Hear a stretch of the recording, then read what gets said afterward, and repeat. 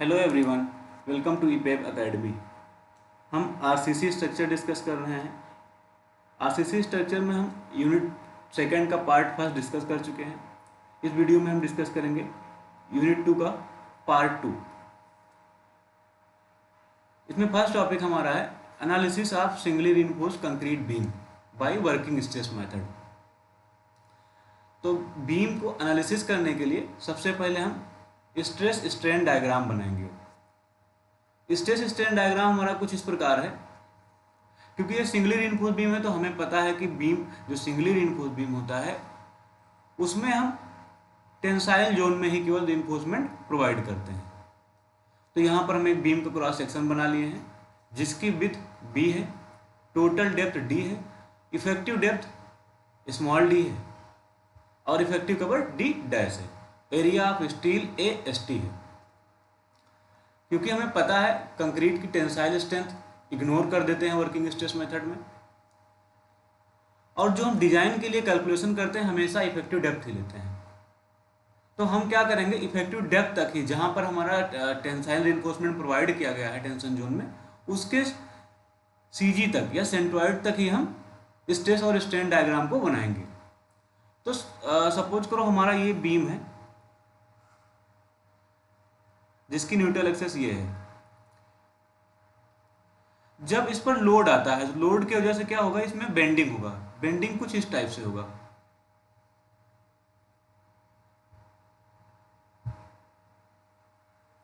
तो जैसे कि हमें क्लियर हो रहा है कि जब बेंडिंग होगा तो इसका जो टॉप पोर्शन है सिंपली सपोर्टेड बीम में कंप्रेस हो रहा है और बॉटम का पोर्शन क्या हो रहा है, वो टेंसाइल हो रहा है। मीन्स जो बॉटम का पोर्शन है उसमें स्ट्रेचिंग हो रहा है, वो बढ़ रहा है, और ऊपर का पोर्शन जो है सिकुड़ रहा है, उसकी लेंथ कुछ कम हो रही है।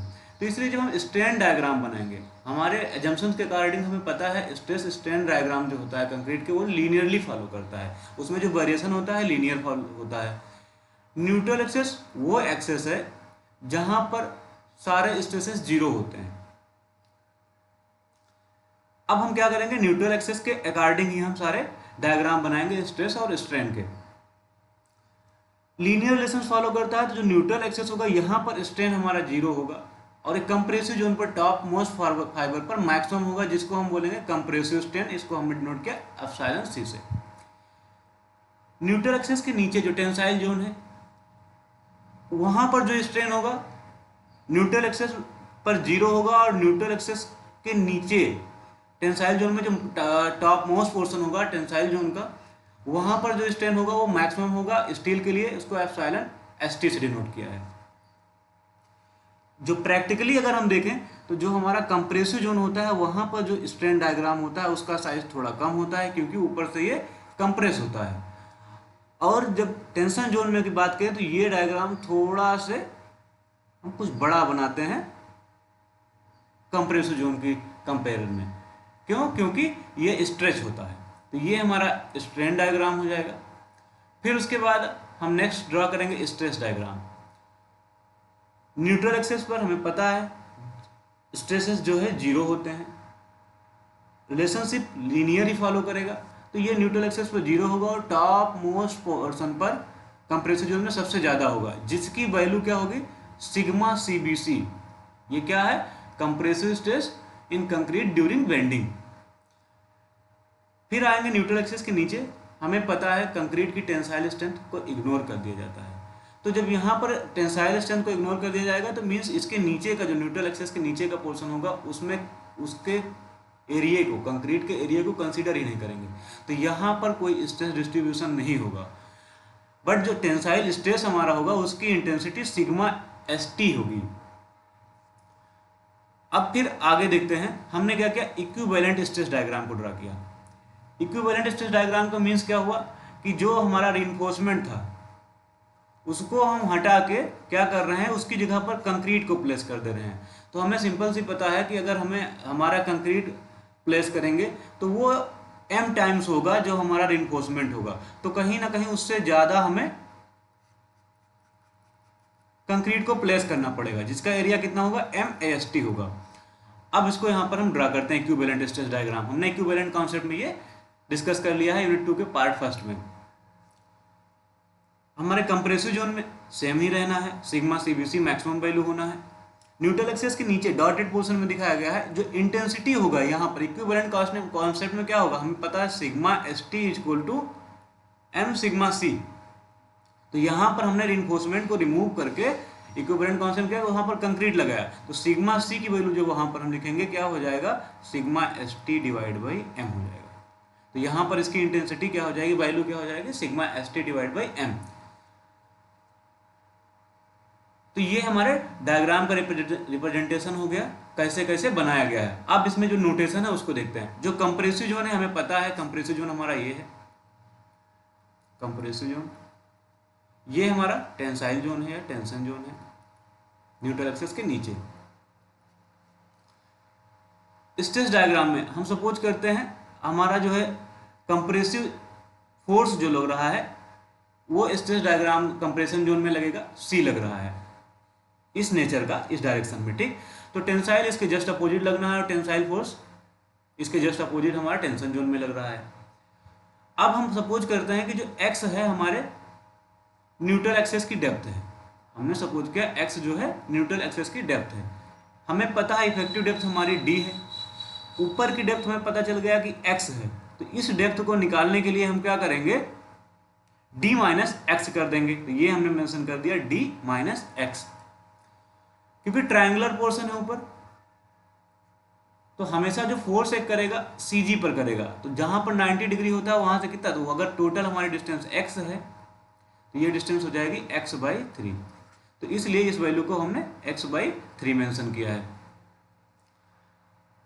फिर उसके बाद देखते हैं सिमिलर यहाँ पर इक्विवेलेंट स्ट्रेस डायग्राम में भी हम सारी जो है वैल्यू को डिनोट करते हैं। एक्स बाई 3 हो जाएगा कंप्रेसिव फोर्स जहाँ पर एक करेगा, ऊपर की डेप्थ एक्स है तो टेंसाइल फोर्स से लेकर जहाँ पर टेंसाइल फोर्स एक कर रहा है न्यूट्रल एक्सिस तक की डेप्थ हो जाएगी डी माइनस एक्स। यहाँ पर एक चीज और हमें ध्यान देना है, जो डिस्टेंस होती है टेंशन फोर्स और कंप्रेसिव फोर्स के बीच की, उस डिस्टेंस को हम बोलते हैं liver arm,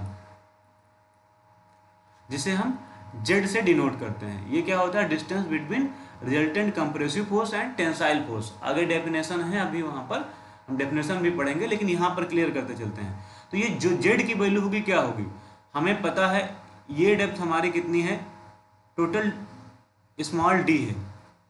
compressive force act कर रहा है एक्स बाई 3 डिस्टेंस पर, कहाँ से, top most fibre of compressive zone x by, तो ये डिस्टेंस हमारी बचेगी डी माइनस एक्स बाई 3। तो ये हो गया stress strain diagram in double working stress method. अब आगे देखते हैं, ये सारे नोटेशन है कि ये एरिया ऑफ स्टील है, विड्थ ऑफ बीम है, टोटल डेप्थ है, इफेक्टिव डेप्थ है, इफेक्टिव कवर है, compressive strain in concrete, tensile strain in steel, और ये हमारा परमिसिबल कंप्रेसिव स्ट्रेस होगा, यहाँ पर इसको करेक्ट करेंगे, स्ट्रेस होगा ड्यूरिंग बेंडिंग इन कंक्रीट, और सिग्मा एस टी क्या होगा, परमिसिबल स्ट्रेस होगा इन स्टील। फिर आगे बढ़ते हैं। अब फर्स्ट हम जो है एनालिसिस में फर्स्ट हमें पता होना चाहिए कि हाँ न्यूट्रल एक्सिस होता क्या है, जैसा कि अभी हमने ऊपर डिस्कस भी किया है। तो डेफिनेशन इसकी देखते हैं, this is an imaginary plane which distributes the beam section into 2 parts. जैसा कि ये बीम हमारा बना हुआ है, तो क्या होता है न्यूट्रल एक्सिस यहाँ शो कर रहे हैं हम। तो न्यूट्रल एक्सिस क्या है, एक इमेजिनरी प्लेन है जो बीम को 2 पार्ट में डिवाइड करता है। कौन कौन से पार्ट में, एक हो जाता है हमारा कंप्रेसिव पार्ट, और नेक्स्ट हो जाएगा दूसरा न्यूट्रल एक्सिस के नीचे टेंसाइल। नेक्स्ट पॉइंट इसमें याद रखना, neutral axis is that axis at which stress is zero. Neutral axis वो एक्सिस है जहां पर स्ट्रेस जीरो होंगे, ना तो कंप्रेसिव स्ट्रेस होगा ना तो टेंसाइल स्ट्रेस होगा। इसीलिए डायग्राम हमने जो बनाया है देखो, तो वो न्यूट्रल एक्सिस पर जीरो से आगे वेरी कर रहा है इस टाइप से कुछ, और इधर इस टाइप से वेरी कर रहा है। फिर आगे नोट पॉइंट में ध्यान रखेंगे, the simply supported beam has upper portion in compression and lower portion in tension. जैसे कि अभी हमने बताया भी है कि सिंपली सपोर्टेड बीम में जो ऊपर का पोर्शन होता है वो हमारा होता है कंप्रेसिव, और नीचे का पोर्शन होता है टेंसाइल। वाइल कैंटिलीवर बीम के केस में जस्ट सिंपली सपोर्टेड बीम के अपोजिट होता है। एनालिसिस में नेक्स्ट पॉइंट हम देखेंगे, डेप्थ ऑफ न्यूट्रल एक्सिस क्या होता है, जिसको हमने एक्स से डिनोट किया है। न्यूट्रल एक्सिस की डेप्थ दो टाइप से होती है, हम एनालिसिस में यूज करेंगे। एक होगा actual depth of neutral axis, दूसरा होगा critical depth of neutral axis. तो अपनी सुटेबिलिटी के लिए हमने क्या किया है, actual depth of neutral axis को, ताकि हमें याद रखने में आसानी हो, हमने उसको एक्स ए से डिनोट कर दिया है। Critical depth of neutral axis को एक्स सी से डिनोट कर दिया है। अब फर्स्टली हम एनालाइज करेंगे actual depth of neutral axis को कैसे डिटरमाइन करेंगे। In working stress method, the actual depth of neutral axis is determined by the equating moment of area of both zones with respect to neutral axis. Actual depth of neutral axis को determine करने के लिए हम क्या करते हैं, दोनों zone के कंप्रेसिव और टेंसाइल जोन के मोमेंट ऑफ एरिया को डिटरमाइन करते हैं और दोनों को इक्वेट कर देते हैं। तो जो एक्सप्रेशन ऑब्टेन होता है उसी से हम neutral axis, actual depth of neutral axis को डिटरमाइन करते हैं। देखते हैं इसके डिटरमाइन करने का प्रोसेस क्या होगा। हमने बीम बना लिया है यहाँ पर, जिसकी विड्थ बी है, टोटल डेप्थ डी है, इफेक्टिव डेप्थ स्मॉल डी है। ये हमारा इफेक्टिव कवर होगा, जिसको डी डैश यहाँ मार्क कर सकते हैं। ये डेप्थ हमारी कितना हो जाएगा न्यूट्रल एक्सिस की, एक्स ए, जो एक्स था यहाँ पर क्या एक्स ए हो गया। तो नीचे की हमारा न्यूट्रल एक्सिस से डेप्थ कहाँ तक, ये इतनी डिस्टेंस कितनी होगी, डी माइनस एक्स ए होगा। अब यहाँ पर हमने इक्विवेलेंट एरिया बनाया है, तो यहाँ पर इस स्टील को रिमूव करके यहाँ पर कंक्रीट प्लेस करना है। तो सिंपल सी बात है, मॉडुलर रेशियो से मल्टीप्लाई करना पड़ेगा, तो ज़्यादा एरिया होगा, इसीलिए यहाँ पर हमने एक्स्ट्रा इसको दिखाया है। ये हमारा कंक्रीट का है, जो ट्रांसफर्ड एरिया है किसका, स्टील का। तो ये हमारा हो जाएगा MAST हो जाएगा। अब यहाँ पर मोमेंट ऑफ एरिया हम डिटरमाइन करेंगे दोनों साइड के, टेंसाइल और कंप्रेसिव जोन के। Moment of area in compressive zone is equal to moment of area in tension zone.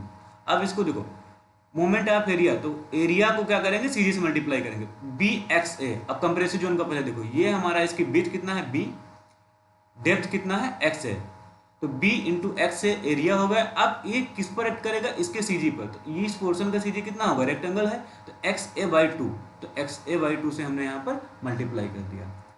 फिर उसके बाद moment of area in tension zone. अब यहाँ पर देखो एरिया कितना है हमारा, MAST इंटू कितनी डिस्टेंस पर एक्ट कर रहा है ये न्यूट्रल एक्सिस से कितनी डिस्टेंस है इसकी, न्यूट्रल एक्सिस से डिस्टेंस है इसकी D माइनस XA। हमने यहाँ पर क्या किया, D माइनस XA से मल्टीप्लाई कर दिया। अब हमारा जो एक्सप्रेशन बना BXA²/2 इक्वल टू MAST फिर D माइनस XA, ये एक्सप्रेशन मिला, जहाँ से हम सारी वैल्यूज पुट करके हमारे पास दी हुई रहेंगी वैल्यू न्यूमेरिकल्स में, और यहाँ से XA डिटरमाइन कर लेंगे। यही हमारा actual depth of neutral axis हो जाएगा। फिर नेक्स्ट है critical depth of neutral axis. Critical depth of neutral axis is that depth at which maximum permissible stress in concrete and steel are obtained at same time। Critical depth of neutral axis क्या है, ये वो depth of neutral axis है जिस पर एक ही time पर maximum permissible stress concrete और स्टील दोनों में एक साथ हम ऑब्टेन कर सकते हैं। अब यहाँ पर इसको डिटरमाइन करने के लिए क्या प्रोसेस होगा, अभी जो actual depth of neutral axis था उसको डिटरमाइन करने के लिए हमने कंप्रेसिव और टेंसाइल जोन का मोमेंट ऑफ एरिया निकाला और उसको इक्वेट करके निकाला। But critical depth of neutral axis को डिटरमाइन करने के लिए हम क्या करेंगे, सिमिलर ट्रायंगल प्रॉपर्टी का यूज करेंगे। और कहाँ पर, इक्विवेलेंट स्ट्रेस डायग्राम में। तो यहाँ पर हमने क्या इक्विवेलेंट स्ट्रेस डायग्राम को रीड्रा कर लिया एक बार। ये हमारा टॉप मोस्ट फाइबर पर जो कंप्रेसिव स्ट्रेस है सिग्मा CBC यहाँ मार्क करके रख दिया। यहाँ पर जो वैल्यू होगी सिग्मा ST/M होगी। टेंसाइल फोर्स हमारा एक्ट करेगा T, और यहाँ पर कंप्रेसिव फोर्स जो X था यहाँ पर critical depth of neutral axis case में, उसको हमने XC यहाँ पर कर दिया है। न्यूट्रल एक्सिस की डेप्थ कितना, XC हो गया। इतनी डिस्टेंस XC है, तो ये हमारी ये भी गिवन है कि ये हमारी इफेक्टिव डेप्थ स्मॉल d है, तो ये डिस्टेंस हमारी हो जाएगी D माइनस XC। अब यहाँ पर क्या करेंगे, सिमिलर एंगल ट्राइंगल प्रॉपर्टी लगाते हैं। तो यहाँ पर देखो sigma CBC divide by XC, ये हमारा फर्स्ट हो गया। अगर सपोज करो अपने समझने के लिए फर्स्ट ट्राइंगल, दूसरा, इन दोनों में हमें लगाना है। तो sigma CBC divide by XC is equal to sigma ST/M divide by D minus XA। ये डिस्टेंस करस्पॉन्डिंग साइड्स जो होते हैं उनका रेशियो बराबर होता है सिमिलर ट्रायंगल प्रॉपर्टी में, तो वही यहाँ पर लगाया गया है।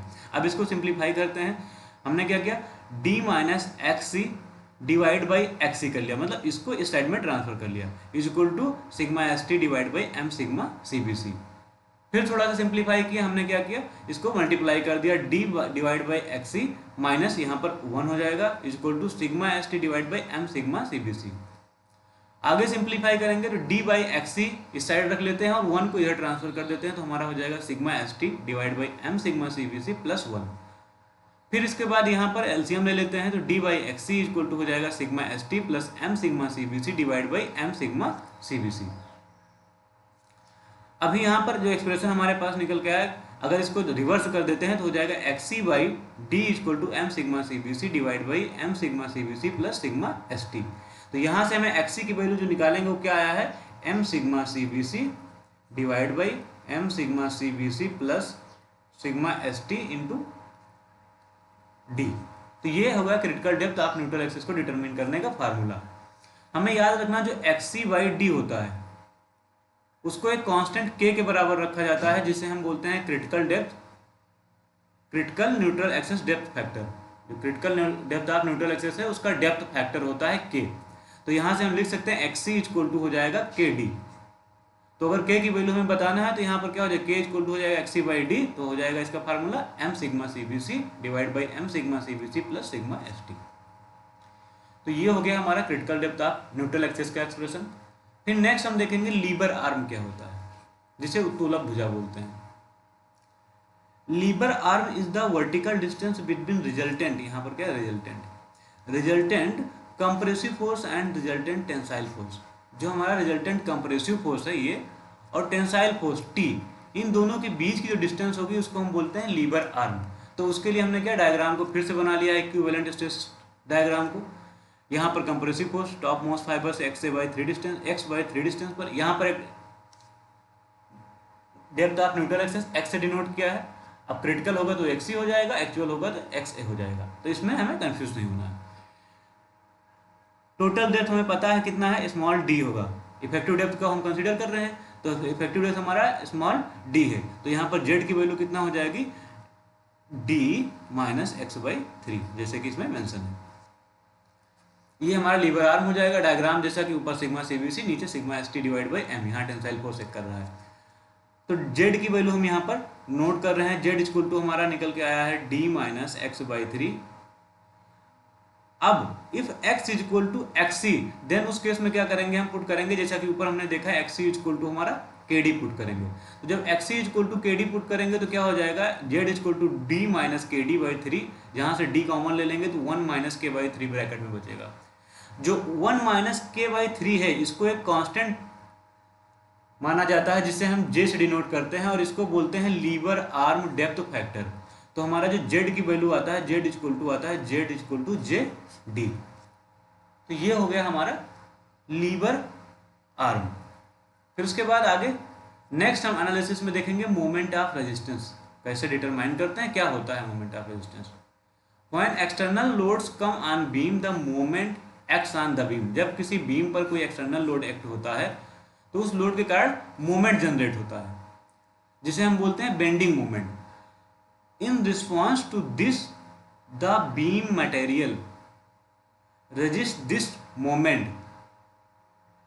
जो बेंडिंग मोमेंट आता है उस बेंडिंग मोमेंट को जो बीम का मटेरियल्स होता है उसको रेजिस्ट करने की कोशिश करता है, वो रेजिस्ट करता है उसको। The moment resisted by compressive और tensile zone in beam is called moment of resistance.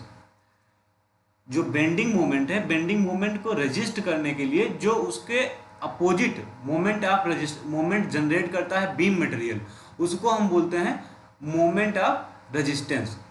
Yes, दूसरे वर्ड में हम डिफाइन कर सकते हैं the maximum value of bending moment that can resist safely by any beam is called moment of resistance.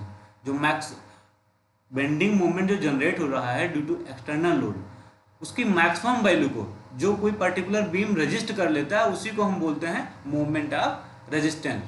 तो moment of resistance का जो general formula होगा, moment of resistance is equal to compressive और tensile force into lever arm, force into lever arm. अब force चाहे compressive हो तो compressive, tensile होगा टेंसाइल फोर्स। तो ये हो गया जनरल फार्मूला। अब आगे देखते हैं हम क्या करते हैं, इक्विवेलेंट स्ट्रेस डायग्राम एक बार फिर से बना लेते हैं। बीम क्रॉस सेक्शन ड्रा कर लेते हैं जिसकी विथ बी है, टोटल डेप्थ डी है, इफेक्टिव डेप्थ स्मॉल डी है और इफेक्टिव कवर डी डैश है, जैसे कि ऊपर हमने नोट किया है। यहाँ पर हम एक्स ए के रेस्पेक्ट में सारे डायग्राम आगे अब ड्रा करेंगे। जो actual depth of neutral axis है हमारी एक्स ए है, ये एक्स ए डिस्टेंस होगा तो नीचे की डिस्टेंस कितना होगा, अगर ये हो जाएगा हमारा डी माइनस एक्स ए। ठीक, यहाँ पर हमारा कंप्रेसिव फोर्स एक्ट कर रहा है एक्स ए बाई 3 डिस्टेंस पर। ये हमारा टेंसाइल फोर्स है। कंप्रेसिव फोर्स और टेंसाइल फोर्स के बीच की डिस्टेंस हमारी लीवर आर्म होता है, तो उसको कैलकुलेट कर लेंगे। ये इफेक्टिव डेप्थ से हम एक्स ए बाई 3 माइनस कर देंगे। तो ये हमारा डायग्राम का रिप्रेजेंटेशन हो गया। अब आगे हम देखते हैं, हमें पता है जो ये मोमेंट ऑफ रेजिस्टेंस क्या हो रहा है, फोर्स इंटू लीवर आर्म हो रहा है, फोर्स इंटू लीवर आर्म। अब फोर्स कैसा है, या तो कंप्रेसिव होगा या टेंसाइल होगा। तो अब उसके लिए हमें क्या, पहले फोर्स भी डिटरमिन करना पड़ेगा। तो फोर्स डिटरमाइन करने के लिए क्या करेंगे, पहले हम कंप्रेसिव फोर्स निकालेंगे। Compressive force by concrete, capital C. तो ये क्या होगा, average compressive stress into area होगा। अब एवरेज कंप्रेसिव स्ट्रेस यहां पर देखते हैं, ये अब इन दोनों की, ये कंप्रेसिव जोन है हमारा, यहाँ पर हम एवरेज कंप्रेसिव स्ट्रेस निकालें तो ये हमारा न्यूट्रल एक्सिस है, यहाँ पर 0 होगा, यहाँ पर सिग्मा सीबीसी होगा। तो क्या होगा, दोनों का एवरेज निकालेंगे 0 प्लस सिग्मा सीबीसी बाई 2, तो इसलिए यहाँ पर हो जाएगा sigma CBC plus 0 divide by 2 into area. यहाँ पर एरिया कितना होगा इसका, इस पर्टिकुलर जोन का, बी हमारा विड्थ है और एक्स से डेप्थ है, तो यहाँ पर बी इंटू एक्स से मल्टीप्लाई कर दिए। तो हमारा कंप्रेसिव फोर्स आ गया half sigma CBC into B into X A. अब कंप्रेसिव फोर्स डिटरमिन कर ले हैं, फिर उसके बाद हम टेंसाइल फोर्स भी निकाल लेते हैं। Tensile force by steel, capital T. ये क्या होगा, tensile stress into area. Tensile stress हमारा कितना है, सिग्मा एस टी है। जो हमारा टेंसाइल स्ट्रेस है स्टील का वो कितना है, सिग्मा एस टी। उसको मल्टीप्लाई कर देंगे हम area of steel means A S T से, तो हमारा टेंसाइल फोर्स निकल आएगा। अब हम क्या करते हैं, आगे मोमेंट ऑफ रेजिस्टेंस डिटरमाइन करते हैं।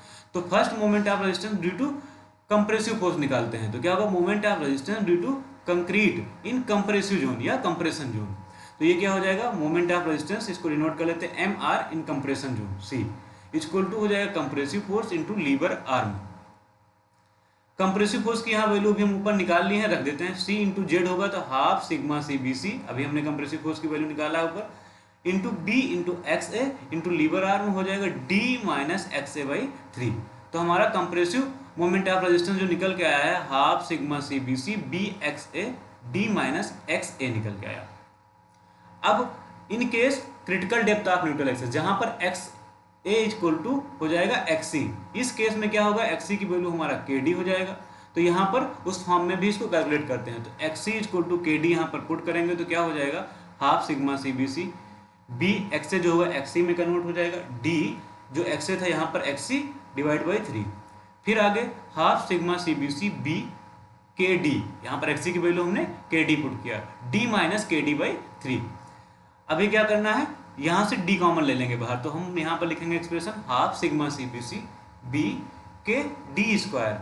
डी हमने कॉमन ले लिया, यहाँ पर के डी था, एक डी बाहर निकाले, डी स्क्वायर हो गया। फिर ब्रैकेट में बचा 1 माइनस के बाई 3, और हमें पता है 1 माइनस के बाई 3 क्या, जे के बराबर है, जिसको हम क्या बोलते हैं, लीवर आर्म डेप्थ फैक्टर बोला जाता है। और यहाँ पर वैल्यू पुट करेंगे तो ये क्या हो जाएगा, half sigma C B C, इसकी जगह पर जे वैल्यू पुट के जे के, और ये बी और डी स्क्वायर को बाहर लिख दिया हमने। अब उसके बाद हम क्या कर रहे हैं, इसको ऐसे नोट करने के बाद फिर जो ये हमारा पोर्शन है half sigma C B C J K, इसको हम मानते हैं एक कांस्टेंट जिसे हम बोलते हैं आर, और ये होता है रेजिस्टिंग मोमेंट फैक्टर।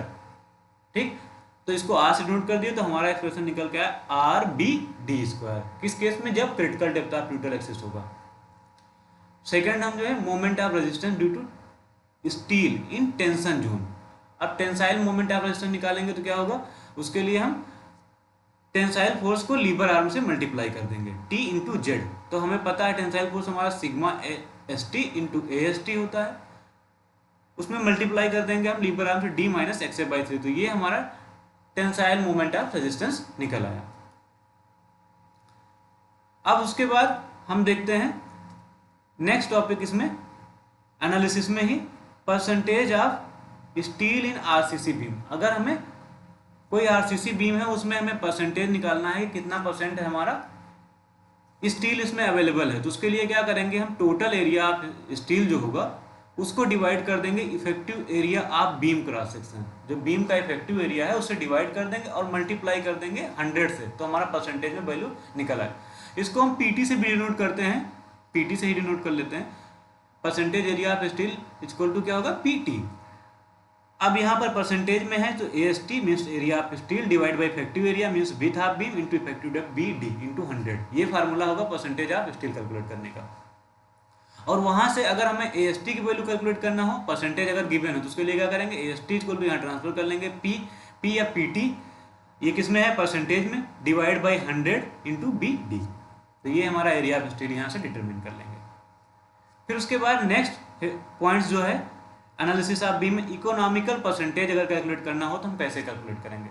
तो हमें याद रखना है for economical percentage of steel जो टोटल कंप्रेसिव फोर्स होगा वो टोटल टेंसाइल फोर्स के बराबर होगा, means C is equal to capital T होगा।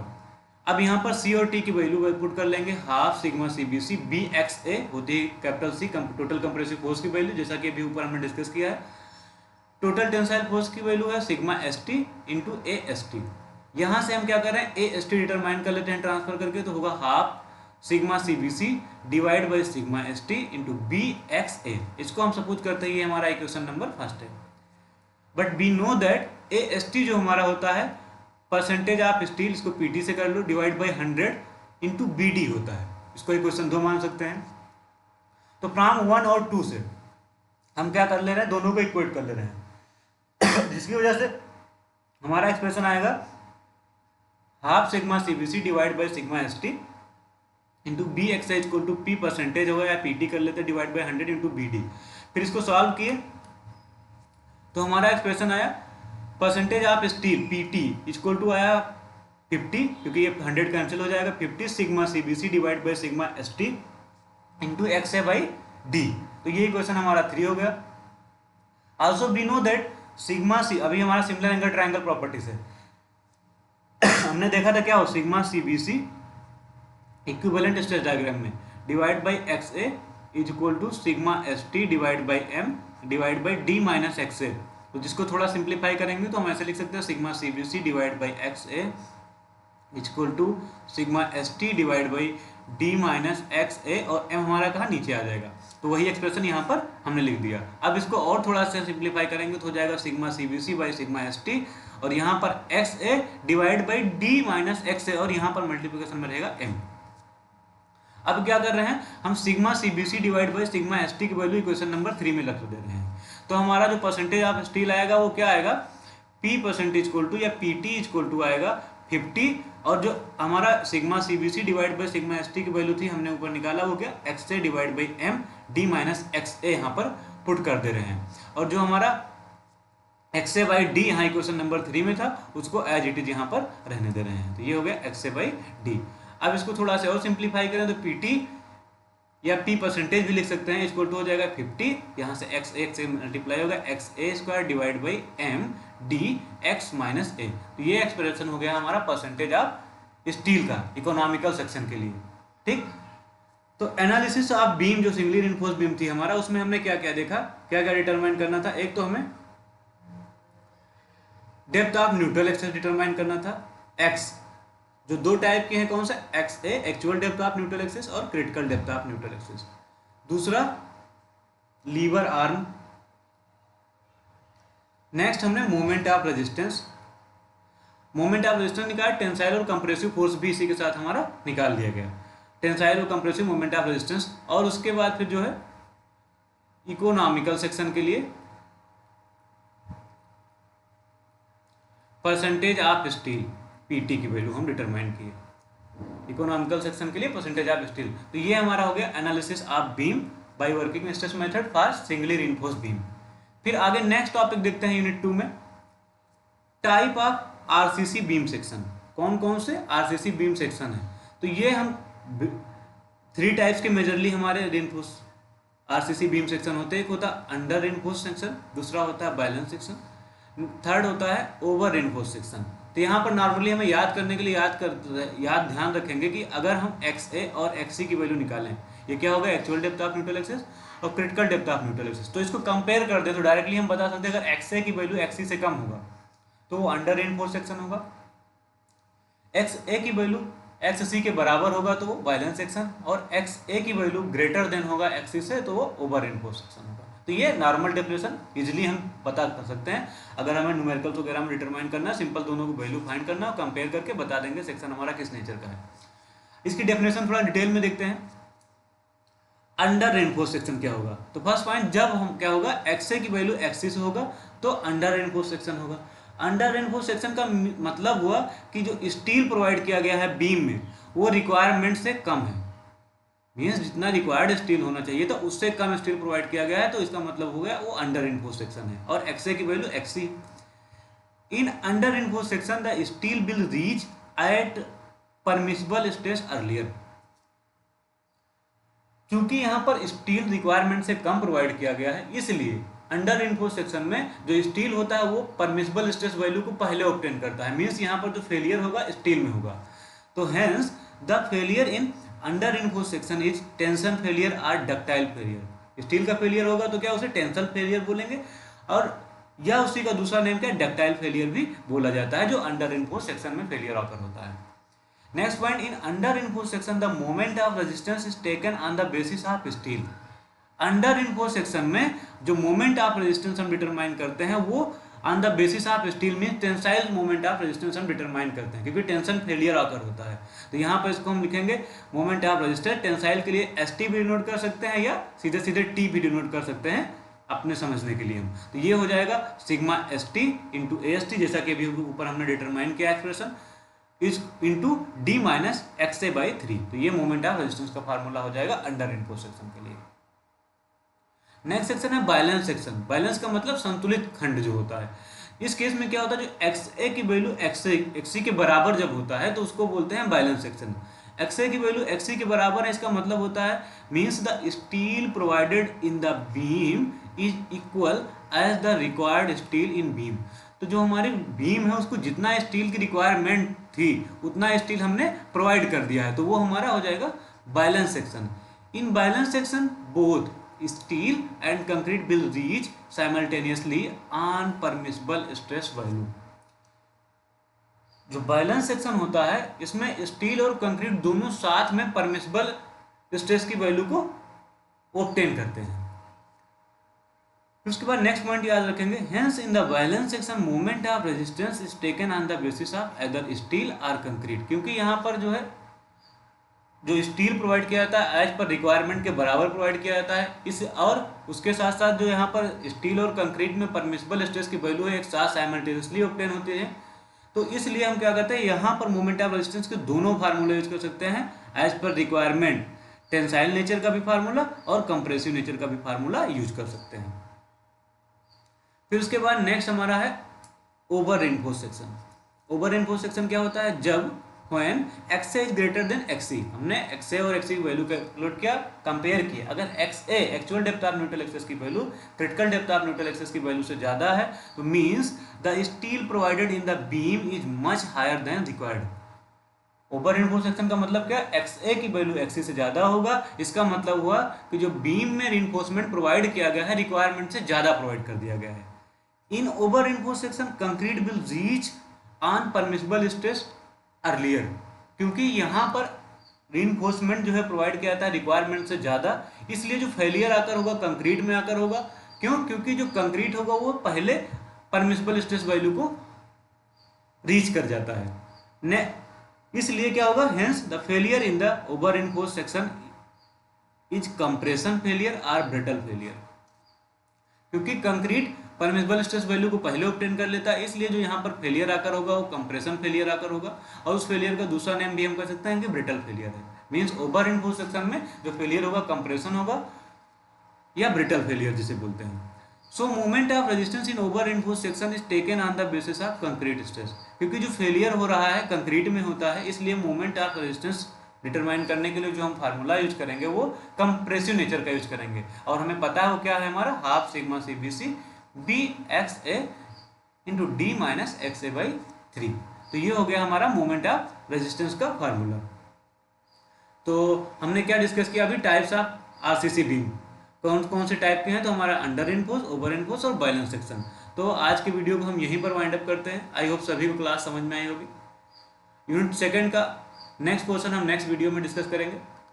अगर आपको ये वीडियो समझ में आ रही है तो लाइक करें, सब्सक्राइब करें। Thank you very much for watching the video.